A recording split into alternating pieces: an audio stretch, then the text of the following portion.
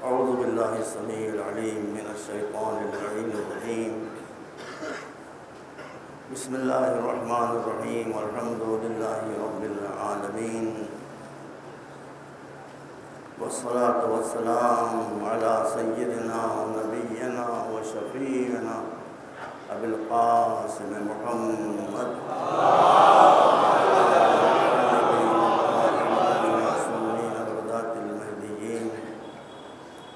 الذين أذهب الله عنهم الرجس وطهرهم تطهيرا.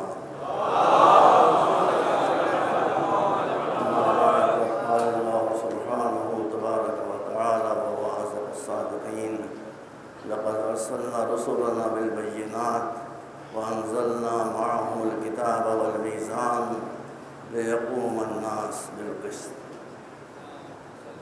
آج سلسلے کی 7ویں مجلس ہے، اسے کہ آج 7 محرم ہو چکی ہے۔ سورۃ الحدید کی 25ویں آیت کا ایک ٹکڑا میں نے آپ کے سامنے پیش کیا ہے۔ یہ سورہ 27ویں پارے میں ہے۔ اس میں جس نے اسلام کو بنایا ہے، جس نے دین کو بنایا ہے، آپ کے لیے منتخب کیا ہے، وہ بتا رہا ہے کہ دین کیا چاہتا ہے۔ لوگ سمجھتے ہیں کہ دین لمبی داڑھی رکھنے کا نام ہے، گول ٹوپی پہننے کا نام ہے، پٹے کٹوانے کا نام ہے، اونچا پائجامہ پہننے کا نام ہے، نیچا کرتا پہننے کا نام ہے، نماز کا گھٹا ماتھے پر آ جائے اس کا نام ہے، روزے میں کمر ٹیڑھی ہو جائے اس کا نام ہے۔ اب میں کیا کروں؟ قرآن کہتا ہے یہ سب بھی ہے، یہ سب بھی ٹھیک ہے، لیکن اس میں سے کوئی شے بھی تم کو کوئی فائدہ نہ پہنچا سکے گی اگر تم نے کسی پر ظلم کیا ہے۔ تو موضوع آپ کو معلوم ہے، سوشل جسٹس ان اسلام، یا اسلام میں سماجی نیائے یا انصاف۔ بہت سی باتیں اس سلسلے میں آپ کی خدمت میں عرض کر چکا ہوں۔ دیکھیے، 2 طرح کا ظلم ہوتا ہے، ایک چھوٹا ظلم ہوتا ہے، ایک بڑا ظلم ہوتا ہے۔ چھوٹا ظلم یہ ہے کہ یہ ریکارڈر میرے ہاتھ میں ہے، آپ آئیں اور میرا ہاتھ موڑ کے چھین لے جائیں، یہ میرے ساتھ زیادتی ہے، ظلم ہے۔ آپ کو حق نہیں کہ آپ یہاں سے چھین کے لے جائیں اس کو۔ میری جیب سے پرس نکال کر آپ چلے گئے، اس میں زیادہ پیسے نہیں ہیں، یہ میرے پاس ظلم ہے، یہ چھوٹا ظلم ہے۔ بڑا ظلم یہ ہے کہ آپ مجھے اس لائق نہ رکھیں کہ میں اپنا دفاع کر سکوں، میں اپنا ڈیفینس کر سکوں، آپ مجھے اس لائق نہ رکھیں۔ ہاتھ پیر ٹوڑ دیں میرے، اب آپ جو بھی کچھ کریں میں بیٹھا ہوں، میں کیا کر سکتا؟ کچھ نہیں کر سکتا۔ تو وہ ظلم سب سے بڑا ہے جو انسان کو ڈیفینس لیس بنا دے، جو اپنے ڈیفینس پر، اپنے دفاع پر قابو نہ رکھے۔ 2 چیزیں ہیں جو انسان کو ڈیفینس لیس بنا دیتی ہیں، اسی کو میں عرض کر رہا ہوں آپ کے سامنے، آج دوسرے رخ سے پیش کر رہا ہوں۔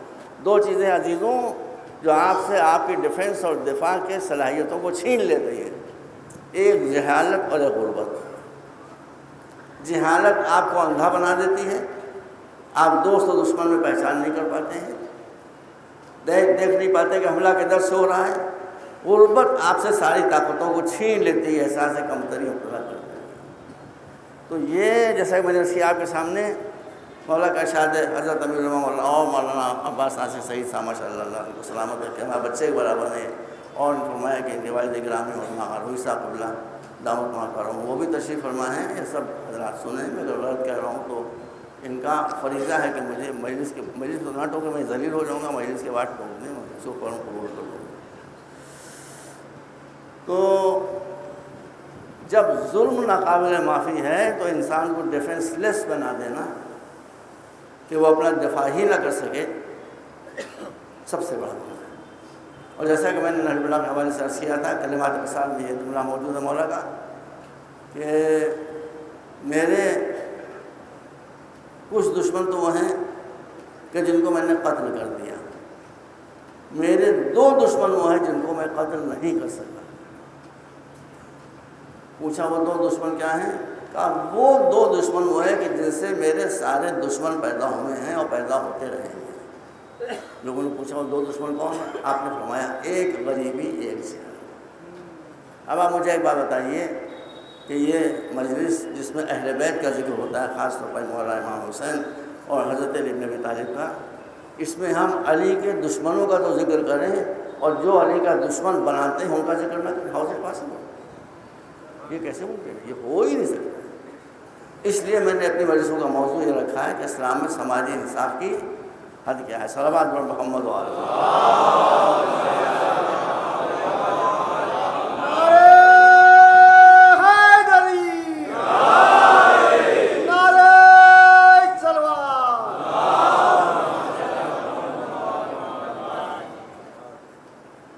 ہم کو قرآن نے بتایا ہے، رسول کی حدیثوں نے بتایا ہے، ائمہ تحریم کے ارشادات نے بتایا ہے کہ کبھی کسی انسان کے بارے میں جھوٹ نہ بولو۔ اللہ تشریف فرما ہے، جھوٹ نہیں بولنا چاہیے۔ آپ کو یہ غلط فہمی ہے کہ جتنے سنی ہیں سب اہل بیت کے دشمن ہیں، نو، نیور۔ اہل بیت کے دشمن وہ ہیں، اہل بیت کے دشمن کی ایک پہچان ہے کہ اللہ اس سے صفت رحم کو چھین لیتا ہے۔ داعش اہل بیت کے دشمن، القاعدہ یہ اہل بیت کے دشمن، طالبان، بھائی ایک کتاب یہیں سے چھپی ہے، اگر آپ کو یقین نہ آتا ہو میرے پاس آ کے دیکھ لیں، موجود ہے، میں 200 روپے کی خریدی ہے، ایک مقامی عالم یہاں انہوں نے لکھی ہے قبلہ الجہاد۔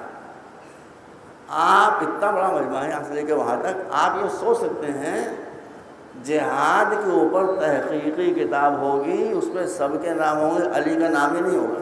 یہ دیکھیے یہ تماشا دیکھیے، جس کی زندگی جہاد میں گزری اس کتاب کا جہاد یہی ہے کہ اس میں علی کا نام نہ آنے پائے، اسی پر جہاد ہو رہا ہے۔ صفحہ 135 پر، مجھے صفحہ بھی یاد ہے، صفحہ 135 پر بس اول و آخر ایک جگہ مولا علی کا نام آیا ہے، وہ بھی یوں کہ بی بی فاطمہ رسول کے پاس گئیں اور جا کے کہا کہ آپ کو تو معلوم ہے کہ علی علی علی دمے کے مریض چلے آ رہے ہیں۔ تو بلا پڑھ لیجیے، میں دکھا دوں، یہ نہیں کہ دمہ ہو گیا، دمے کے مریض چلے، بڑے سیان پن سے جملہ لکھا گیا ہے۔ بھائی جو دمے کا مریض چلا آ رہا ہوگا وہ بدر میں کیسے جنگ کرے گا؟ وہ احد میں کیسے جنگ کرے گا؟ وہ خیبر میں کیسے دروازہ اکھاڑ لے گا؟ سب ختم ہو گیا، ایک دمے کے مریض چلے آ رہے ہیں۔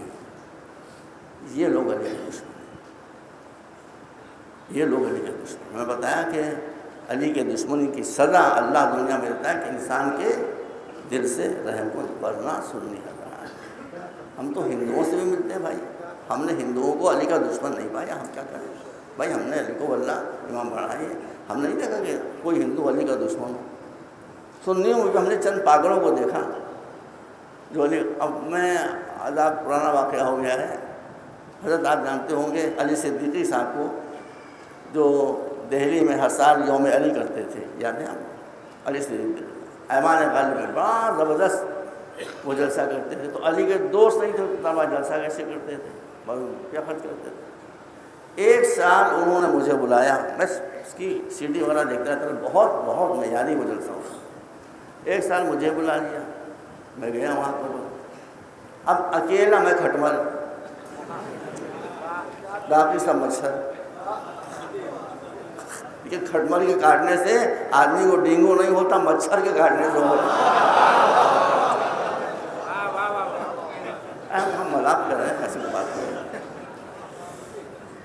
تو اب وہ مقرر کھڑے ہوئے، سب سنی تھے، پڑھے لکھے لوگ تھے، پروفیسرز تھے، لیکچررز تھے، ریڈرز تھے یونیورسٹی میں، سب نے جی بھر کے مولا علی کی تعریف کی۔ جی ہم بھی جھوم رہے تھے، کیا تعریف کر رہے ہیں، مگر آپ یہ دیکھیے کہ ہاں واللہ مولا کا روضہ میرے سامنے ہے، ہر مقرر نے مولا علی کے خوب فضائل بیان کیے، خوب مناقب بیان کیے، خوب تعریفیں کی، مگر ہر مقرر کی تقریر کا آخری جملہ یہ تھا، حضور ہر مقرر کی تقریر کا آخری جملہ، یہ سارے فضائل تو مسلم ہیں، مگر یہ گڑھی ہوئی بات ہے کہ مولا علی کعبے میں پیدا ہوئے تھے۔ بھائی ایک نے یہ کہا، دو نے یہ کہا، تین نے یہ کہا، 6 آدمیوں نے یہی بات کہی۔ اب میں ڈرا کہ میں کیا کہوں، میں کہتا ہوں کہ نہیں آپ غلط کہہ رہے ہیں تو مناسب نہیں ہے، یہ غلط بات کو تسلیم کر لے کیسے کر لوں، یہ بھی مناسب نہیں۔ بھیا آپ میرے بچپن کے دوست ہیں، میں نے اللہ سے دعا کی پالنے والے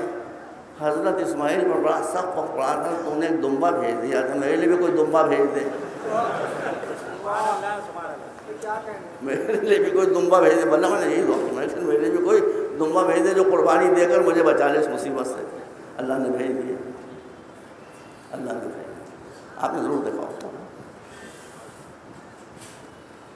6 مقرر جب ہو چکے تو 7ویں مقرر کی حیثیت سے خواجہ حسن ثانی نظامی کا نام پکار لیا۔ میں آ گیا دمبا، اور ایک موٹے آدمی لمبے تلے، وہ جانتا ہوں کیونکہ بڑے محب بہن ہوئے، وہ آگ کی بھونکڑا آواز، بڑی بھاری آواز، اس میں انہوں نے کہنا شروع کیا کہ یہاں پر جتنے حضرات نے مولا علی کے فضائل بیان کیے ہیں ان سب نے ساری فضیلتیں بیان کی ہیں، مگر آخر میں یہ کہا کہ مولا علی کعبے میں پیدا نہیں ہوئے تھے۔ ایک نے کہا، سب نے یہی کہا کہ مولا علی کعبے میں پیدا نہیں ہوئے تھے۔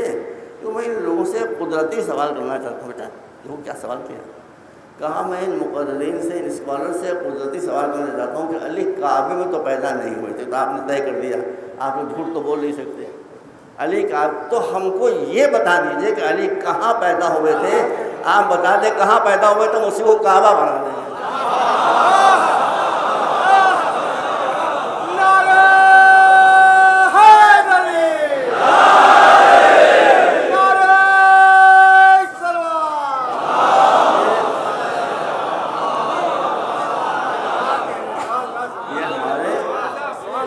یہ ہمارے سامنے کی بات ہے، ہم نے خود سنا اور سچ کو ہم جگہ بتائیں جی کہاں پیدا ہوئے تو مجھے کعبہ بنا دیں۔ کتنا خوش عقیدہ ہے، کیسی چکنے والی بس۔ تو ہماری جو اسٹریٹجی ہے مجلسوں میں وہ سمجھ لیجیے، سن لیجیے، ہماری کسی سے لڑائی نہیں، نہ شیعوں میں کسی سے لڑائی ہے، نہ سنیوں میں کسی سے لڑائی ہے، نہ ہندوؤں میں کسی سے لڑائی ہے۔ ہم سب سے پیار سے ملتے ہیں، سب ہم سے پیار سے ملتے ہیں، ہم سب پر اعتبار کرتے ہیں، سب ہم پر اعتبار کرتے ہیں، ہم کسی کے لیے خطرہ نہیں ہے، کوئی ہمارے لیے خطرہ نہیں ہے۔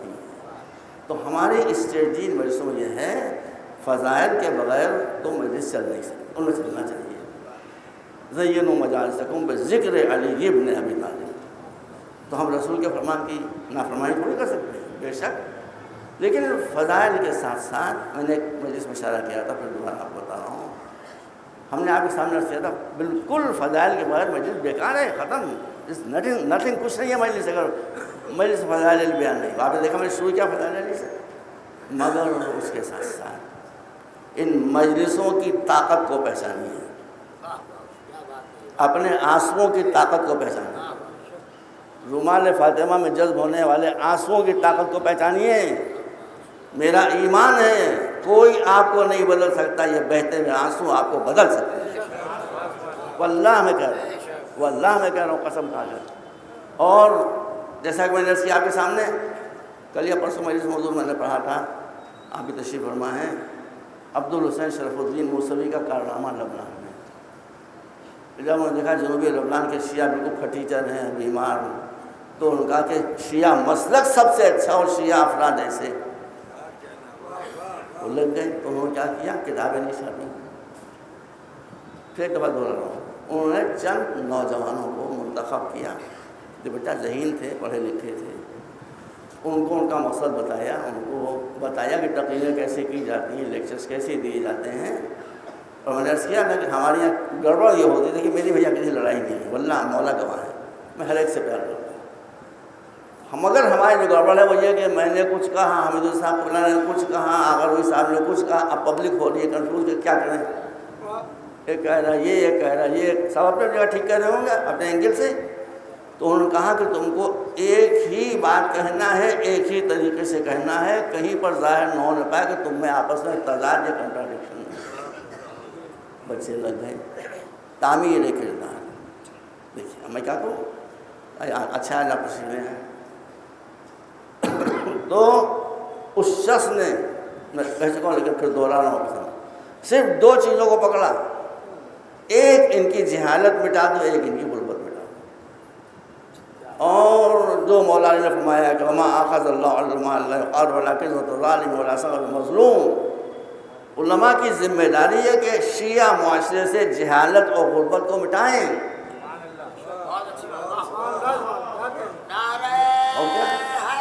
کوئی مظلوم نہ رہنے پائے، کوئی مظلوم نہ رہنے پائے، کوئی بھوکا نہ رہنے پائے، کوئی پیاسا نہ رہنے پائے. یہ آپ کو علماء کی، ہم علماء تو نہیں ہیں، ہم کیا ہیں بھائی؟ ہم نہ ادھر کریں نہ ادھر کریں. بس اسی لیے میں نے ماما پہنے میں آڑی ٹوپی لگاتا ہوں کہ میری ساری باتیں سیدھی ہیں سوائے ٹوپی کی. یہ آڑی ہے بیچاری. میں مولا آپ گوائیں، میں کسی جذبے سے نہیں کر رہا ہوں، میں آپ بتا رہا ہوں کہ یہی مجلسیں تھیں جن سے جنوبی لبنان کے شیعہ جو غربت و افلاس و بیماریوں کا شکار تھے، حزب اللہ کا شعر. یہ شعر وہ ہے جن سے امریکہ کے اوباما بھی جو ہیں وہ تھر تھرا رہے ہیں. دوسری مثال آپ کے سامنے ایران کا اتنا بڑا انقلاب. آپ حضور بتائیے، ایران کا اتنا بڑا انقلاب یہ کس کے سطح میں؟ خود میں نے عرض کیا تھا کہ آیت اللہ خمینی نے فرمایا انقلاب ہوگا کہ ما حج داریم از محرم داریم. ہمارے پاس جو کچھ ہے وہ سب محرم سے ہے. اس لیے میں آپ کے سامنے سکتا ہوں کہ آپ مجھے کہاں ملیں گے، اتنا بڑا مجھے کہاں ملا. یہ سوچ کتنی مجلسوں میں لوگ جا چکے ہیں. میں تو جاتا رہتا ہوں مجلسوں میں، جگہ آج حضور کیا نہیں جا پایا، کبھی طبیعت ذرا خراب ہو گئی تھی. تو جہاں میں جاتا ہوں میں سمجھتا ہوں شہر میں یہی مجلس ہو رہی ہے.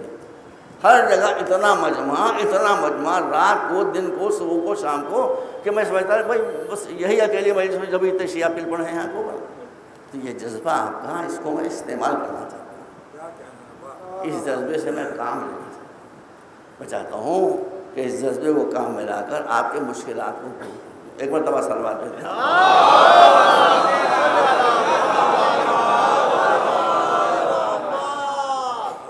آپ کو سنی حضرات ہوں، ان کو ہندو سجن ہوں، ان کو کوشچن کرنے کا، پرشن کرنے کا ادھیکار کرا مجلس کے بعد سوال کرنے کا حق حاصل. کیونکہ یہ ذرا بحث بڑی سخت بحث ہے. یورپین، امریکن، ہمارے بہت سے ہندو بھائی یہ اعتراض کرتے ہیں کہ اسلام نے عورتوں کو ذلیل کیا ہے. نو، نیور. دیکھیے میں نے آپ کو حق دے دیا، آپ نے سوال کیے، میں نے آپ کو رائٹ دے دیا. میں آسک کوشچنس، آج نہیں تو کل سے، کل نہیں پرسوں سے، لیکن انشاءاللہ آپ کو کوشچنس کی ضرورت نہیں. میں اپنے ہندو بھائیوں کو، کرسچن بھائیوں کو یا مسلمانوں کو جو غلط فہمیاں ہیں ان کو مسلمان کی طرف، ہاں بھائی یہ تو بات سچ ہے کہ اسلام نے عورتوں کے ساتھ اتیاچار کیا ہے، انصاف نہیں کیا، ان کو ان کے ادھیکار نہیں دیے. نو نو، میں بھی پڑھتا ہوں آپ کے سامنے. آپ ایک جگہ، بیٹا اللہ کے سامنے، آپ ایک جگہ پورے قرآن میں بتا دیجئے 6666 آیتوں میں جس سے یہ ظاہر ہو کہ اسلام عورتوں پر ظلم کر رہا ہے. امپاسبل. میں بھی کچھ آیتیں پیش کرتا ہوں آپ کے سامنے. 6666 آیتوں میں آپ ایک آیت مجھے نہیں دکھا سکتے کہ جہاں عورتوں کے ظلم کا یا عورتوں کو ستانے کا یا عورتوں کو دکھ پہنچانے کا اشارہ ملتا ہو. میں قرآن کا ذمہ دار ہوں، حدیثوں اور فتووں کا ذمہ دار نہیں ہوں. قرآن کا ذمہ دار ہوں میں، حدیثوں اور فتووں. ایک مثال دوں آپ کے سامنے. صحیح بخاری شریف صحیح ستہ میں جو 6 حضرات علیہ السنت کی ہمارے بھائیوں کی کتابیں ہیں معتبر ترین، اس میں نمبر 1 ہے صحیح بخاری شریف. میں نے پڑھا، اس میں ایک حدیث موجود ہے رسول کے ایک مقدس صحابی کی زبان. بھائی میں پڑھ کے کہہ رہا ہوں، سن کے نہیں کہہ رہا ہوں، مجھے سب صفحہ سب یاد ہے. سن لیجیے حدیث کیا ہے. حضرت ابو ہریرہ رضی اللہ تعالیٰ عنہ، اس میں لکھا ہوا پڑھ رہا ہوں، ترجمہ کر رہا ہوں. یہ فرماتے ہیں کہ میں نے اپنے کانوں سے رسول کو یہ فرماتے ہوئے سنا. کیا سنا بتاؤں آپ کو؟ سنیے. فرماتے ہیں کہ میں نے اپنے کانوں سے رسول کو یہ فرماتے ہوئے سنا کہ گھر، گھوڑا اور عورت منحوس ہیں. عورت استری ویمن اور کون سی زبان بولوں؟ تین زبان بتا دیا گھر گھوڑا اور عورت. میں نے خود پڑھا گھر گھوڑا اور عورت منحوس ہے. اب عورتوں میں کون کون آ گیا؟ ماں بھی آ گئی, ماں بھی منحوس, بیٹی آ گئی, اور بیوی تو ہوتی ہے منحوس, وہی سب سے زیادہ مصیبت پڑتی ہے. ارے دیکھیے آپ ذرا سے دیکھیے, میں بتاؤں گا تب آپ کو. ارسطو یونان کا اتنا زبردست فلسفی, دنیا کے ماننے ہوئے ذہین ترین لوگوں میں ایک. بھیا سنیے, اور کتابوں سے کلیے میں غلط تو نہیں پڑھ رہا ہوں. اس نے کہا کہ بیوی جتنی چھوٹی ہو اتنی اچھی. کیا مطلب اتنی سی ہو؟ لوگوں نے پوچھا بیوی چھوٹی ہو اتنی اچھی؟ کہا کہ بیوی مصیبت ہے, مصیبت جتنی چھوٹی ہو اتنی اچھی. یہ ارسطو فرما رہے ہیں. دیکھیے یہ ارسطو کا قول زمانے کی عکاسی کرتا ہے, بتاتا ہے کہ زمانے میں ماحول کیا تھا اور کیا تھا. تو انہی نے فرمایا کہ حضرت رسول خدا نے فرمایا, میں نے اپنے کانوں سے سنا کہ گھر گھوڑا اور عورت منحوس ہوتے ہیں. فتح الباری ابلا بیٹا علامہ حجر اسقلانی کی کتاب, ابن حجر اسقلانی کی بہت زبردست شرح ہے صحیح بخاری کی.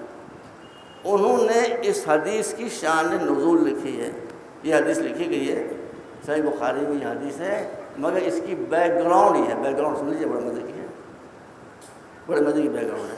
کہاں کہ جب یہ خبر صحابہ کرام میں پھیلی کہ رسول نے یہ کیا کہہ دیا کہ عورت منحوس, گھوڑا منحوس, تو گھر بھی چھوڑیں, گھوڑا بھی چھوڑتے ہیں, اور تو رہ کیا جائے گا پھر ہمارے پاس؟ کیسے چھوڑتے ہیں آپ؟ صحابہ پریشان ہوئے. بھائی دیکھیے جو اس میں لکھا ہے, جیسے لکھا ہے ویسے میں بتاؤں کہ میں ایک لفظ ادھر سے ادھر نہیں کروں گا.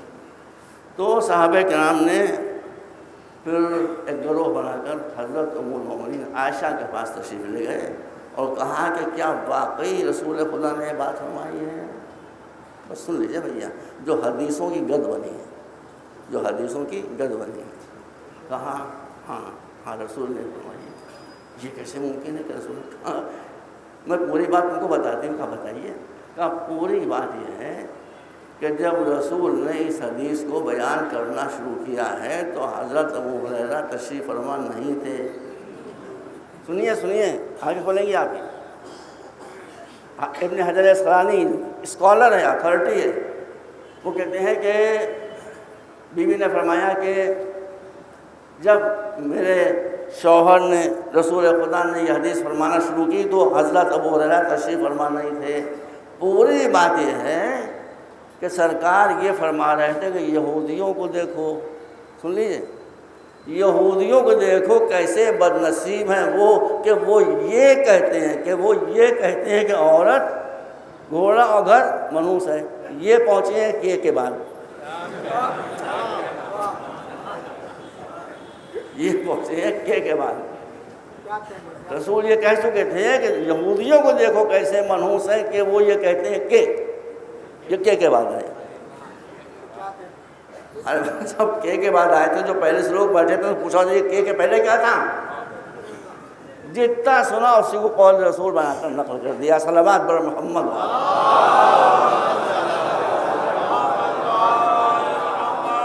تو بس ابھی کے گھنٹے کا وقت ہے میرے پاس, ورنہ بہت ساری سمجھ آ رہی. میں نے کہا میں دو کی ذمہ داری نہیں لے سکتا, ایک حدیث ایک فتویٰ. سنیے رات بھی کل ہم کو ملے تھے, کھڑے تھے ماشاء اللہ, سب پڑھے لکھے لوگ کھڑے تھے, اللہ ان کو بھی سلامت رکھے. تو آپ دیکھیے, آپ کے میرا خیال ہے کہ 5-6 سال پہلے سعودی عالم سے پوچھا گیا تھا. آج 2 فتوے سعودیوں کے بتاؤں گا آپ کو, مفتیوں کے فتوے. ہم نے کہا تھا کہ مفتی سے مفتی ہو جائے تو سارا مسئلہ ہے. مفتیوں سے مفتی. اب ان کا فتویٰ دیکھیے. ان سے کسی نے پوچھا کہ حضور یہ بتائیے کہ ڈبل بیڈ پر عورت اور مرد کا ایک ساتھ سونا صحیح ہے یا غلط؟ ان کا بدعت.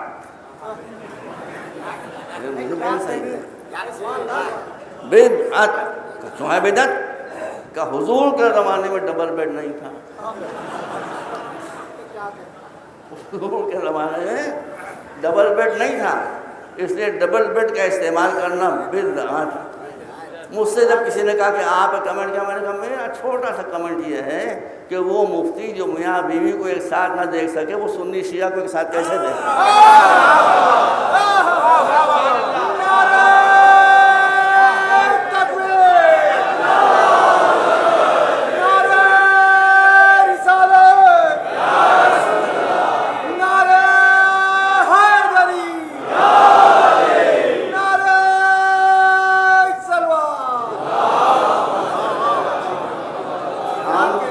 ہم ندوۃ العلماء کی قدر کرتے ہیں، وہاں سے اسکالرس رہتے ہیں، بہت محنتیں وہ لوگ کرتے ہیں، کئی ہزار، بڑی اچھی تھا۔ ایک آدھ کتاب کو تھوڑا سا کوآپریشن ہے، انشاءاللہ ہٹ جائے گی، باقی جو ہے بہت زبردست تھا، اور بہت سے برس ہیں۔ اب میں کراچی میں تھا، تقریباً 10-12 سال ہو گئے۔ کراچی میں حضور ڈان میں نے خود پڑھا، ڈان میں ایک سعودی عرب کے بڈھے آدمی کی تصویر چھپی، اس کے نیچے لکھا تھا ہی از 80 ایئرس اولڈ، اس کی عمر 80 برس کی ہے۔ نیچے اس کا بیان لکھا تھا، کیا بیان لکھا؟ سن لیجیے سن لیجیے سن لیجیے، درس عبرت آپ کے لیے۔ بیان یہ لکھا تھا کہ میں جب بچہ تھا 10-11-12 برس کا، تو پہلی مرتبہ سعودی عرب میں بائسیکل آئی۔ بائسیکل دیکھتے ہی مفتی صاحبان نے فتویٰ دے دیا کہ یہ بدعت ہے، رسول کبھی بائسیکل پر سواری نہیں ہوئی، رسول کبھی بائسیکل پر سواری نہیں ہوئی۔ اور بتا دوں کیا لکھا تھا اس میں؟ جو لکھا تھا بھائی اب سب میں ریکارڈ سے نکلوا سکتا ہوں، آپ کو دکھا، حضور کبھی بائسیکل پر سوار نہیں ہوئے، اس لیے بائسیکل پر سوار ہونا بدعت۔ آگے یہ بھی لکھا کہ رسول تو زیادہ تر گدھوں میں بیٹھتے تھے۔ رسول اب دو طرح کے گدھے، دو طرح کے چار طرح۔ اب آپ سمجھیے ان کا کہنا ہے کہ رسول صرف گدھوں میں بیٹھتے تھے۔ بھیا سڑک پر جائیے، موٹر سائیکلوں کو بھگائیے، کاروں کو بھگائیے، ای رکشا کو بھگائیے، پورے شہر کو گدھوں سے بھر دیے۔ Do you think what you are thinking about? یہ اسلام ہے؟ یہ اسلام ہے؟ میں نے آپ کے سامنے بدعت کی جو بات نہیں سمجھ میں آتی، بھائی آپ نئی چیز کو بدعت کیسے کہہ سکتے ہیں؟ ریلیں رسول کے زمانے میں تھیں، بدعت۔ ہوائی جہاز تھے رسول کے زمانے میں، بدعت۔ پانی کے جہاز تھے، بدعت۔ ارے وہ کیا ہوتا ہے؟ کوکر رسول کے زمانے میں تھا، بدعت۔ ٹیلی فون رسول کے زمانے میں تھا، بدعت۔ ٹی وی رسول، سب تو بدعت ہے۔ تو زمانہ آگے بڑھے گا تو نئی چیزیں آئیں گی، آپ بدعت کہہ کے روک کیسے سکتے ہیں اس کو؟ اسی لیے میں نے بتایا تھا کہ ہر وہ شے جو آپ کے لیے مصیبت پیدا کر دے بدعت ہے، جو آپ کے لیے سہولت پیدا کر دے وہ سنت ہے۔ اب بتائیے ہم ایسی حدیثوں پر اور ایسے فتووں پر کیسے اعتبار کریں؟ ہم پھر عرض کر دیں، ہم کو سلفی مسلک سے کوئی دشمنی نہیں ہے۔ سلفی مسلک کے جو ہندوستان میں سب سے بڑے امیر ہیں، ہی از مائی پرسنل فرینڈ، بڑی نفیس آدمی، بہت پڑھا لکھا آدمی۔ اب آپ بتائیے کہ یہ جو سلفی مسلک کے بارے میں کہا جاتا ہے، نہیں وہ بھی نہیں ہے، دشمن نسبت نہیں ہے، لیکن آپ ارے ابھی آ جائیے، آج بھی 2 میگزین میرے پاس آئے ہیں۔ سلفی مسلک کا جو ترجمان وہ ہے میگزین، اس کے مدیر کون ہیں؟ سلفی ہیں، پوری جماعت کے امیر ہیں۔ نام کیا ہے؟ اصغر علی امام مہدی سلفی۔ بھائی تو جو امام مہدی کو مانے گا نہیں، اس کا باپ اس کا نام امام مہدی پر رکھے گا ایسے۔ اس لیے میں نے آپ کو ایک علامت، پلیز کنٹرول یور ٹنگ۔ جو آپ کے دوست ہیں ان کو دشمن نہ بنائیے۔ امام حسین جو کربلا میں آئے تھے، ان کی پالیسی یہ تھی کہ دشمن کو دوست بنا رہے تھے، دوستوں کو دشمن نہیں بنا رہے تھے۔ صلوات پر محمد۔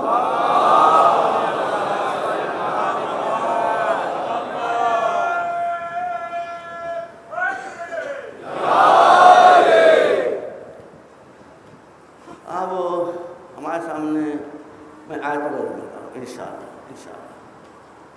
آیت کا ایک ٹکڑا پیش کیا جاتا ہے، اور ہمارے جو اسکالرز ہیں اورینٹلسٹ مستشرقین وہ ایسا کرتے ہیں، وہ ٹکڑا میں پڑھنا ہے قرآن میں، واللاتی تخافون نشوزہن فعظوہن وہجروہن فی المضاجع واضربوہن۔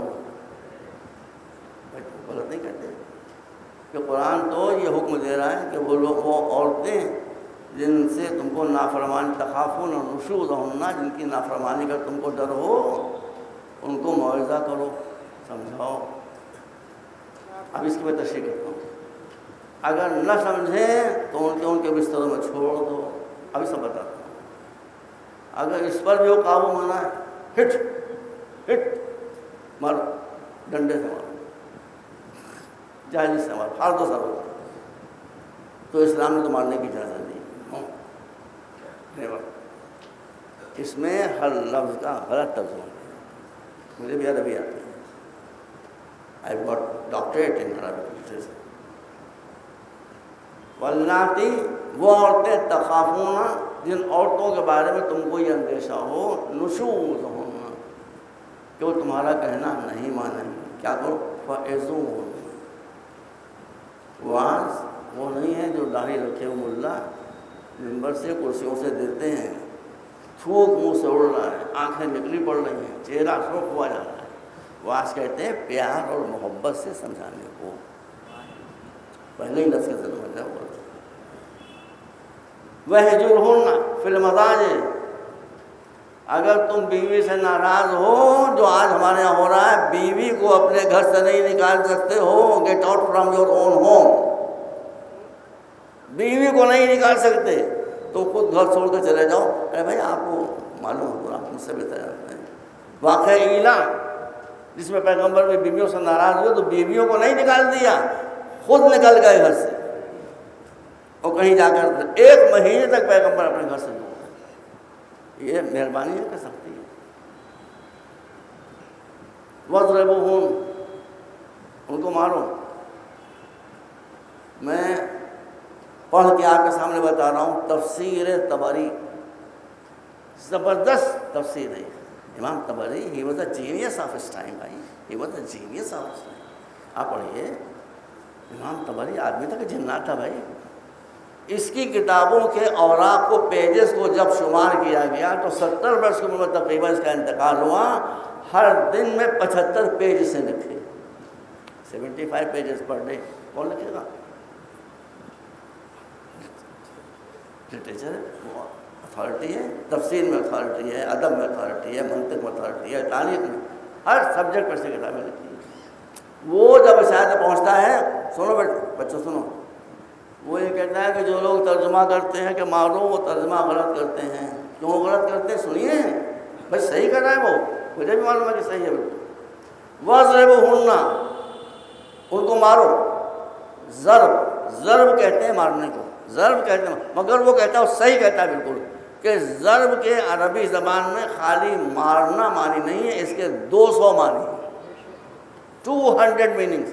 مار کے معنی ہے دوست۔ اب میں آپ کو سنا دیتا ہوں، آپ ممبئی جائیے، نجفی ہاؤس، وہاں جو صاحب بیٹھے ہیں ٹیبل کے اوپر، ان سے کہیے مجھے ذرا سا ایک موبائل کرنا ہے۔ وہ جو وہاں بیٹھا رہتا ہے وہ یہی کہتا ہے، لگے دیکھ لیجیے آپ موبائل مارنا ہے آپ کو، بتائیے نمبر کیا؟ میں ابھی مارتا ہوں موبائل مارتا ہوں، اور میرے کو مارے گا تو میرا ٹوٹ جائے گا بھائی۔ تو یہاں مارنے کے معنی مارنا نہیں ہے، مارنے کے معنی ٹیلی فون موبائل کرتا ہوں۔ میں بمبئی کی مثال دے رہا ہوں چونکہ لوگ لکھنؤ سے بمبئی زیادہ آتے جاتے رہتے ہیں، وہ تائید کریں گے میں غلط نہیں کہہ رہا ہوں۔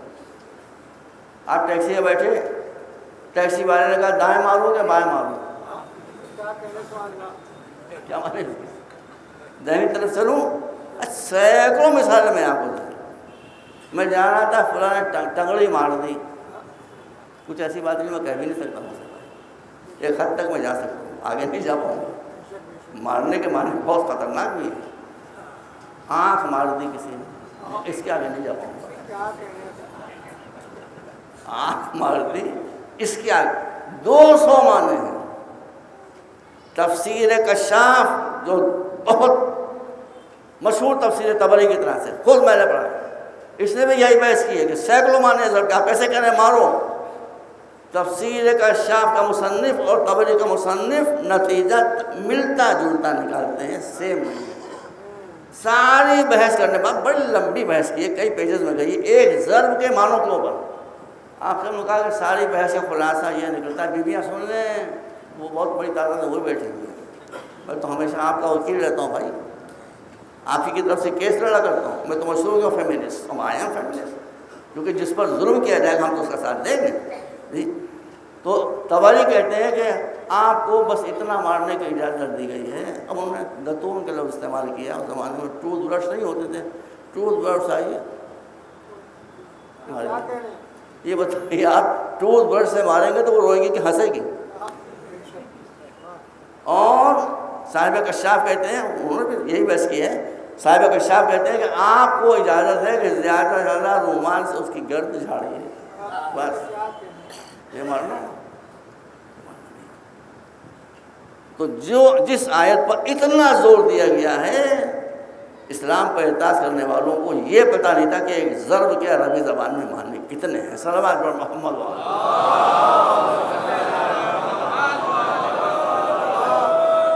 ایک مرتبہ اور صلوات بھیجیں.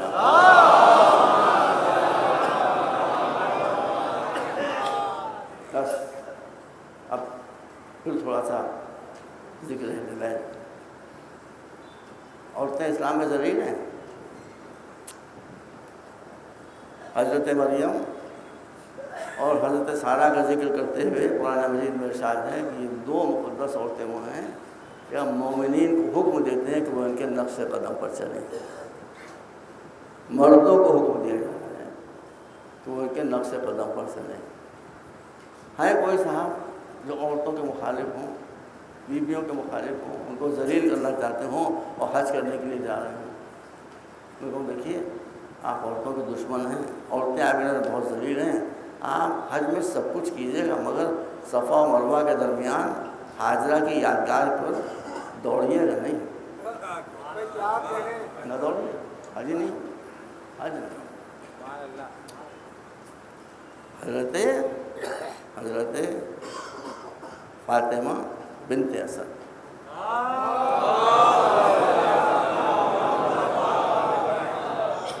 اب میں کون کون عورتوں کو بتاؤں؟ فاطمہ بنت اسد جو علی کی ماں اور رسول بھی ان کو اپنی ماں کہتے تھے. جی تفسیر خمیس کا حوالہ دے رہا ہوں، ترکی کی چھپی ہوئی میں نے پڑھا. تاریخ وہ سنیے، بس آخری بات کروں. تاریخ خمیس جو سنی حضرات کی معتبر ترین کتاب ترکی سے چھپی ہوئی ہے، میری لائبریری میں موجود ہے. اس میں لکھا ہوا ہے، پہلے تو فاطمہ میں تعریف ہے کہ انہوں نے رسول کی ایسی پرورش کی، ایسی پرورش کی، اور رسول مارے خان تم بعد امی رسول فاطمہ نے میری ماں کی حیثیت رکھتی تھی، میری ماں کے بعد. یہ سب لکھا ہے. اس کے بعد لکھا ہے، وہ سن لیجیے میری ختم ہو رہی ہے. لکھا ہے کہ ان کا دستور یہ تھا کہ ان کے گھر کے بیچوں بیچ ایک ڈیٹس ٹری لگا ہوا تھا، کھجور کا درخت لگا ہوا. یہ جب صبح کو اٹھتی تھی تو جتنی کھجوریں زمین پر گری ہوتی تھی سب کو سمیٹ کر رکھ لیتی تھی. انتظار کرتی تھی کہ حضور آئیں. وہ یہ تو پالا ہی تھا، بچہ تھا تو میں یہ کھجور روز یہ ہوتا تھا، کھجوریں رسول کو دیتی تھی اور رسول کو تراوٹ مارتے ہوئے چلے جاتے تھے. سنیے، ایک دن ایسا ہوا کہ ان کی آنکھ لگ گئی. محلے کے بچے تو جیسے ہوتے ہیں آپ جانتے، محلے کے بچے گھس آئے. آنے کے بعد جتنی کھجوریں تھیں یہ سب میں نے خود پڑھا ہے، خود I am responsible for that. ایک دن یہ ہوا کہ ان کی آنکھ لگ گئی، محلے کے بچے گھس آئے، آ کر کھجوریں سمیٹ کر لے گئے. اب جو ان کی آنکھ کھلی دیکھا قاف قاف آسمان صاف، کھجوریں ہیں ہی نہیں. اتنے میں رسول آ گئے. آقا ماں کھجوریں کہاں ہیں؟ وہی آپ پڑھ ماں کھجوریں کہاں ہیں؟ فاطمہ بنت اسد کی آنکھوں سے آنسو ٹپک گئے. پالنے یہ پالنے والی ماں تھی اپنی ماں، آنکھوں سے آنسو ٹپک گئے. اب بیٹا ہو تو بچے لے گئے، سب رونے لگی کھانے کو. روئیے. آئیے آپ کو میں بھی ایک تماشا دکھاتا ہوں. کیا اب فاطمہ تاریخ خمیس فاطمہ بنت اسد فرماتی ہیں کہ بچے نے کہا آئیے میں آپ کو تماشا دکھاتا ہوں. وہ بچہ صحن میں گیا, درخت کے نیچے کھڑا ہوا, ہاتھوں کو اونچا کیا, اونچا کر کے ہاتھ جو نیچے ہونا شروع ہوئے تو اسی رفتار سے درخت خرما کی کھجور کی شاخیں بھی نیچے آتی چلی. یہ سن نہیں لیتا سن. حضور نے اپنے ہاتھ سے چند کھجوریں خرمے توڑے اور تناور فرماتے ہوئے چلے گئے. نے تو ایسا واقعہ کبھی دیکھا نہیں تھا. سن لیجیے واقعہ, سن لیجیے اور اہل سنت کو سنا دیجیے, آنکھیں کھولنے والا ہے واقعہ. یہ حیرت کی تصویر بندی ہوئی, کیا ہو گیا یہ کیسے درد جھک کے آ گیا, کیسے پھر سیدھا کھڑا ہو گیا. اتنے میں حضرت ابو طالب آئے گھر کے اندر. ان کو تصویر حیرت بنا ہوا دیکھا کہ صحن خانہ میں کھڑی ہوئی ہیں. کیا ہوا بھائی؟ ابو طالب آج تو ایسا واقعہ ہم نے دیکھا کہ ایسا واقعہ ہے دیکھا نہ سنا. کا کیا پورا واقعہ بیان کیا. سن لیجیے پوری بات, مجھے یاد ہے زبان میں. کہا کہ ہم نے تو ایسا واقعہ دیکھا, پورا واقعہ بتایا کہ یوں ہاتھ اٹھایا اور کھجور کی شاخیں جھکی. یہ بیان کرتی رہی, ابو طالب مسکراتے رہے. کہنے لگی اب ایک تو وہ جو اس واقعے پر حیرت تھی, ایک اس پر حیرت ہے کہ ایسا حیرت ناک واقعہ میں نے بیان کیا اور آپ مسکرا رہے ہیں. کہا میں کیوں نہ مسکراؤں, جو جانتا ہے وہ مسکراتا ہے, جو نہیں جانتا وہ پریشان ہوتا ہے. کہا میں تو کتب سماوی میں پڑھ چکا ہوں کہ یہی بچہ آخری نبی ہونے والا ہے, آخری رسول ہونے والا ہے. نبوت اہل سنت ذرا سنیں, نبوت ابھی غیبت کے پردے میں چھپی ہوئی ہے, مگر علی کا باپ اس کی نبوت کا اعلان کرے اور یہی پر نہیں. پھر مسکرائے اور مسکرانے کے بعد کہا کہ فاطمہ بنت اسد تمہیں بھی مبارک ہو. کہا مجھے کہے کے بارے بات سنیے, کہ تمہیں اس بات کے بارے بات میں نے اسی صحف انبیاء میں دیکھا ہے, انہی صحف انبیاء میں دیکھا ہے کہ تمہارے بدن سے ایک بچہ پیدا ہوگا جو اس کا جانشین ہوگا, اس کا ولی ہوگا.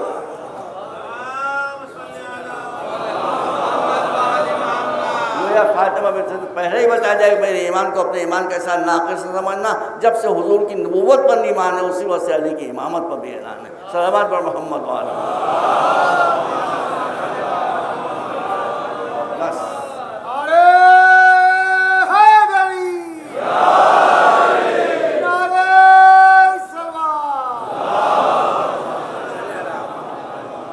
فاطمہ بنت اسد. اسی گھر میں ایک اور بھی موجود ہے, فاطمہ بنت محمد سیدہ نساء العالمین, جن کے مرتبے کا کوئی اندازہ نہیں کیا جا سکتا, جن کی عظمت ہے کسی کو پتہ نہیں. بس آگے میں کہنا نہیں چاہتا ہوں. اب ان کا بھی ایک واقعہ سن لیجیے, کیونکہ اس پر ایک اعتراض کیا گیا ہے. لوگ واقعہ لکھتے بھی اعتراض بھی کرتے ہیں, لکھ ہی کیوں رہے ہیں واقعہ, اب کیوں لکھ رہے جب اعتراض کرنا. واقعہ لکھا ہے کہ عید کی رات آ گئی. کچھ آپ غور کرتے چلیے گا بھائی, آپ ذہین لوگ ہیں, ذرا بات کی تہ میں جاننے کی کوشش کیجیے گا. عید کی رات آ گئی. میں گھر کے نہیں پیش کر رہا ہوں, ہمارے آپ تشریف فرمائے, مولانا صاحب تشریف فرمائے, یہ ہے کہ نہیں. تاریخ کے الفاظ یہ ہیں کہ عید کی رات میں مدینے کا ہر بچہ نیا لباس پہنے تھا. ہے بیٹا کہ نہیں؟ مدینے کا ہر بچہ نیا لباس پہنے ہوئے تھا, مگر حسن حسین کے پاس نیا لباس نہیں. آگے میں نہیں کچھ کہنا چاہتا بھائی, آگے میں کچھ کہیں. کتنے بچے ہیں بہرحال ان بچوں کو سکون دے, یتیم بچے ہیں. عید کی رات ہم ان کے کپڑے بنواتے ہیں, وہی ہمارے وہی بھی ان کے بچے ہیں, ہمارے بچے ہیں, یہ بھی ہمارے بچے ہیں. تو میرا ایسا گناہگار آدمی جن بچوں کے پاس کپڑے نہ ہوں ان کے کپڑے پہلے بنوا دیتا ہوں, اپنے بچوں کے کپڑے بعد بنواتا ہوں. یہ مدینے کے لوگوں کو کیا ہو گیا تھا کہ رسول کے نواسے ان کے پاس کپڑے نہیں, وہ سب بیٹھے تماشا دیکھ رہے ہیں.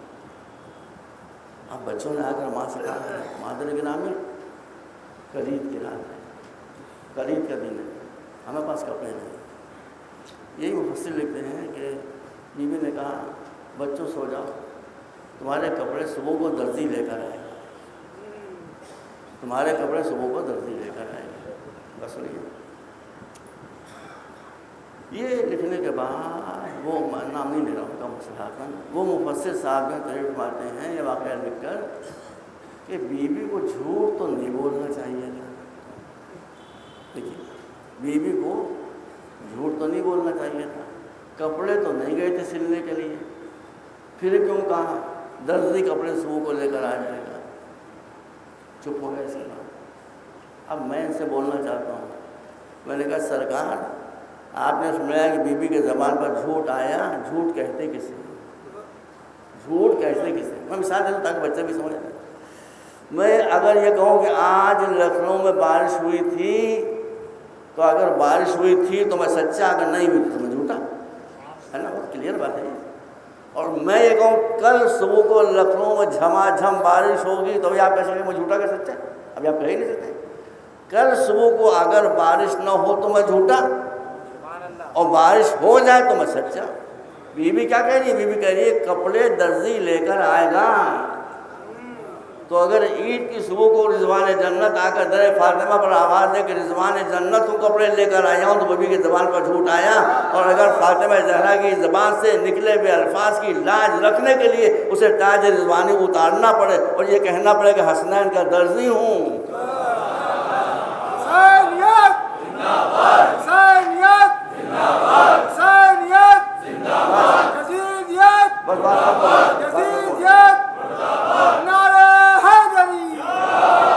اسماء مفسر عزیز کو صدیق اور صادق کا فرق نہیں ہوتا۔ صادق کہتے ہیں سچے کو، جیسا واقعہ ہو ویسا بیان کرتے ہیں، آپ کہیں گے یہ سچا ہے۔ صدیق وہ ہوتا ہے یا صدیقہ وہ ہوتی ہے کہ واقعہ جس کے زبان کی الفاظ کی گردش کو دیکھتا ہے، جو زبان سے نکل جاتا ہے وہی پہ کر واقعے کا اختیار کرتا ہے۔ بس مجلس ختم ہو گئی۔ بی بی نے رضوان جنت کے ذریعے لائے وہ کپڑے بچوں کو دے دیے، بچوں نے پہنے۔ اب رسول نے بچوں کو دیکھا، رسول تشریف لائے، بچوں کو دیکھتے جاتے ہیں، روتے جاتے ہیں۔ جو ان کا حضور یہ کون سے بچے ہیں دنیا میں جن کے لیے جنت سے کپڑے آئے؟ کتنے فخر کی بات ہے، کتنے ناز کی بات ہے، یہ آپ کے شاگرد ہیں جن کے لیے جنت سے جو لباس آیا ہے، یہ کسی کو مرتبہ نہیں ملا۔ ہاں تم کو یہی دکھائی دے رہا ہے، مجھے کچھ اور بھی دکھائی دے رہا ہے۔ سنیے کہا کیا؟ کہا دیکھو غور کرو، ایک کرتا حسن کے لیے آیا ہے، ایک حسین کے لیے آیا ہے، دوسرے بچوں کے لیے آیا ہے۔ حسن کے کرتے کا رنگ سبز ہے اور حسین کے کرتے کا رنگ سرخ ہے۔ یہ سنی کتابوں ساری کتابوں میں لکھا ہے، حسن کے کرتے کا رنگ سبز ہے، حسین کے کرتے کا رنگ سرخ ہے۔ تم سمجھو یہ کیا سگنل ہے، کیا اشارہ ہے؟ یہ اس بات کا اشارہ ہے کہ حسن کی شہادت زہر کھا کر ہوگی اور جسم سبز ہو جائے گا، اور یہ میرا حسین تیروں سے، تلواروں سے، نہروں سے اتنا زخمی ہوگا کہ پورا جسم اس کا خون کی دھاروں سے۔ رسول نے جو وصیت کی تھی وہ وقت آ گیا۔ ایک منحوس، کمینی اور ذلیل عورت نے امام حسن کو زہر کھلایا، بڑا سخت زہر تھا، وقت ختم ہو رہا ہے، میں تفصیلات میں نہیں کہوں۔ جو رسول نے کہا تھا وہی ہوا، امام حسن کا جسم سبز ہو گیا، ہرا ہو گیا، اور آپ نے اور وومیٹنگ شروع ہوئی، اس میں جگر کے ٹکڑے نکلنا شروع ہوئے۔ اب تاریخ میں 72 ٹکڑے نکلے، 72 ٹکڑے۔ کہا میرے بھائی کو بلاؤ، میرے بھائی کو بلاؤ۔ بھائی کون؟ حسین۔ حسین آئے، کہا بھائی آپ کا کیا حال ہے؟ کیا مجھے زہر دیا گیا؟ کہا جائیے اللہ کے رسول کے روضے پر دعا کیجیے۔ کہا اس سے پہلے کئی مرتبہ مجھے زہر دیا گیا، مگر اب اللہ کی مصلحت ہے کہ مجھے وہ اپنی راہ میں شہید دیکھنا۔ بھائی نے بھائی سے وصیتیں شروع کرنا شروع کی۔ اتنے میں امام حسن کا ایک بچہ قاسم، آج قاسم کی تعبیر پڑھا،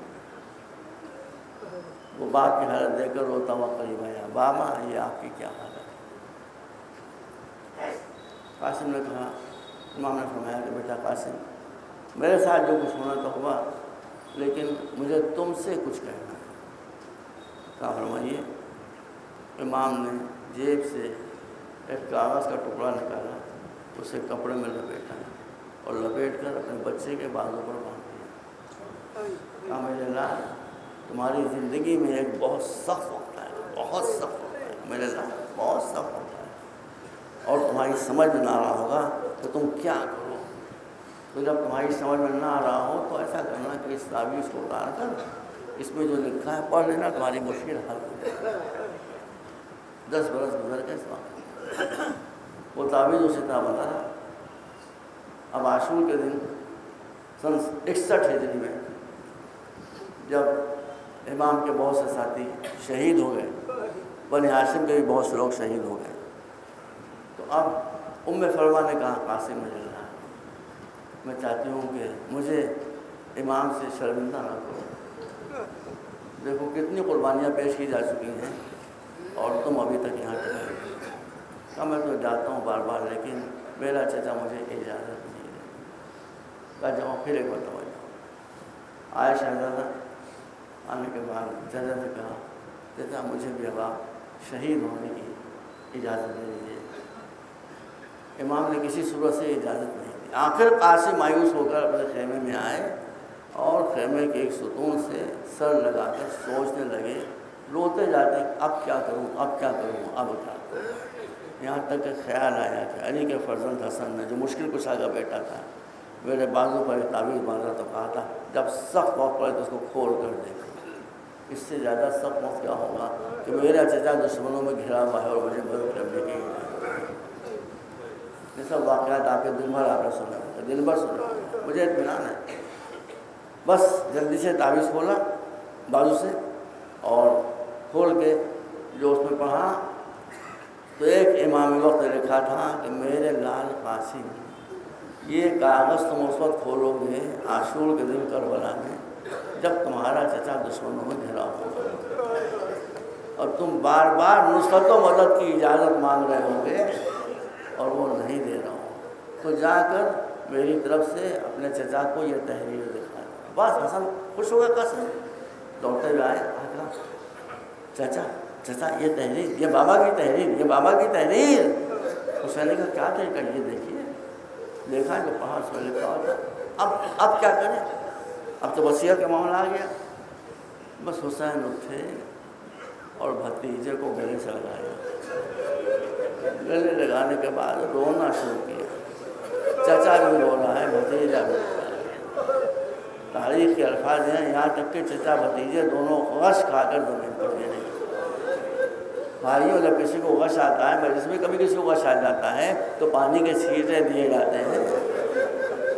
یہ کربلا کا میدان ہے، یہاں پانی کے چھینٹے کہاں نصیب۔ بال کسی رگیتا سے شہزادہ پہ اٹھا، امام اب بھی اجازت نہیں دے رہے ہیں۔ مقتل کے الفاظ ہیں جعل الغلام یقلب رجليه ویدیہ۔ آخر میں صورتحال یہ ہوئی کہ قاسم نے کبھی ہاتھوں کو چلا کے چوما، کبھی پیروں پر سر رکھا اور کہا مجھے اجازت دے دیجیے، اجازت دے دیجیے، اجازت۔ یہ سارے واقعات کو سنے رہے ہیں، میں آپ کو ایک منزل پر لے کے جا رہا ہوں۔ حسین نے قاسم کو شہزادے گھوڑے پر سوار کیا، گود میں لے کر رکاب تک پاؤں نہیں جا رہے تھے، اس لیے ایک پاؤں رکاب میں ڈالا، دوسرا پاؤں بغیر رکاب پہ رہا۔ کرتا پہنایا، کرتا پہنا کر سامنے سے اس کا دامن تھا وہ چیر دیا، امامہ سر پر باندھا، دونوں سرے اس کے ادھر ادھر لٹکا دیے، زرہ نہیں پہنائی، اس لیے کہ اس بچے کے قد کی، اتنے بچے کے قد کی عرب میں بنتی نہیں تھی۔ کہا قاسم جاؤ، تمشی برجلک الی الموت، تم اپنی موت کی طرف جا رہے ہو، بھیڑیوں میں جا رہے ہو، لال بھیڑیوں میں، اس میں کوئی تم پر طرف لگا۔ بس آیا یہ شہزادہ اور آنے کے بعد حملہ کیا، 3 دن کے پیاسے، 13-14 برس کی عمر تھی، مگر یہ علی کا پوتا تھا، دشمن کو کاٹ کے ڈال دیا۔ یہاں تک کہ ابن سعد کو ڈر محسوس ہونے لگا، اس نے اپنے ایک پہلوان ازرق سے کہا جا اس بچے کا کام تمام کر دے۔ میں اس بچے سے لڑنے نہیں جاؤں گا، میری توہین ہے۔ اپنے ایک بچے کو بھیجا، جوان بچے کو، جا تو اس کا کام، تو وہ آیا، قاسم نے قتل، دوسرا آیا اسے قتل، تیسرا آیا اسے قتل، چوتھا آیا اسے قتل۔ اب یہ پیچ و تاب کھاتا ہوا اس شہزادے کے سامنے آیا، مگر شہزادے نے اس کو بھی قتل کیا۔ اب لشکر کو یقین ہو گیا۔ ابن سعد نے بعد میں کہا کہ دیکھو یہ بنی ہاشم کا ایک شیر ہے، اسے 10 ب10 جنگ میں تم قتل نہیں کر سکتے، سب مل کر اس پر حملہ کرو۔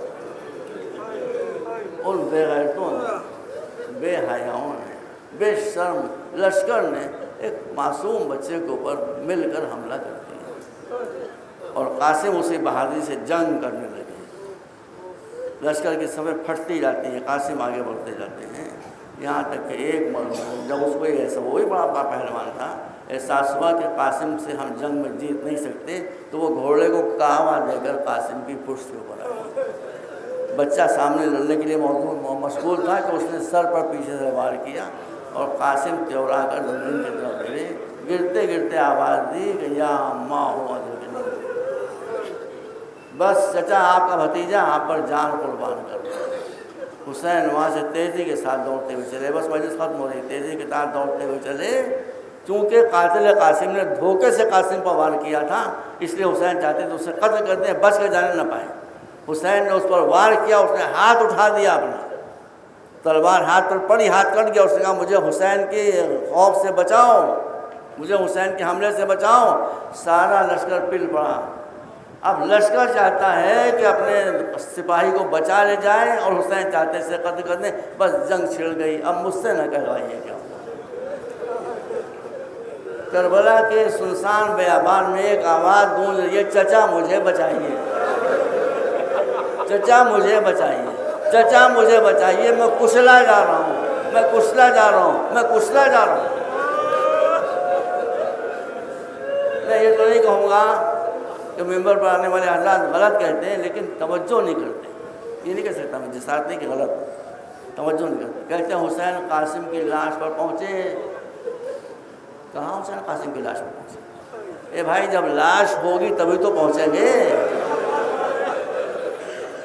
گھوڑوں نے قاسم کو پامال کر دیا، ایک ٹکڑا ادھر پڑا ہوا ہے، ایک ٹکڑا ادھر پڑا ہوا ہے، ہاتھ ادھر پڑا ہے، پاؤں ادھر پڑا ہے، سر تو لاش کہاں ہے؟ دل پھٹ جاتا ہے خدا کی قسم۔ جب حسین نے قاسم کی لاش کا یہ حال دیکھا، ہائے عباس کو یہ زحمت دی، عباس کو پہچانی، عباس کو کون؟ کہا عباس قاسم کی لاش اٹھ نہیں سکتی ہے، ایک چادر لے آؤ۔ چادر لائی گئی، چچا نے بھتیجے کے جسم کے ٹکڑے سمیٹنا شروع اور ایک گٹھری سی بنا کر جسم کے ٹکڑوں کی حسین اپنی پشت پر لاد کر لے چلے۔ یہ پہلا اور آخری جنازہ ہے کربلا میں کہ جس کی گٹھری بن کر حسین پشت کو اٹھا کر لے کر جا رہے ہیں۔ حسین نے جا کر یہ لاش کے ٹکڑے خیمے کے در پر رکھے۔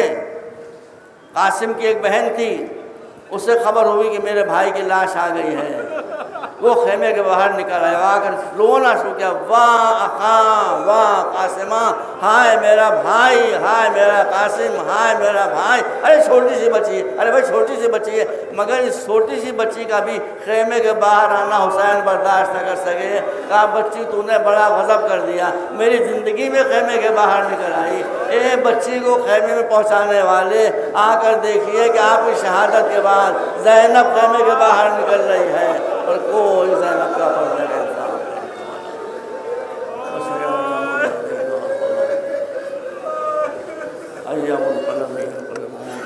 اللهم قل للمؤمنين والمؤمنات والمسلمين والمسلمات الأحياء منهم والأموات إنك تغفر الذنوب جميعا برحمتك يا أرحم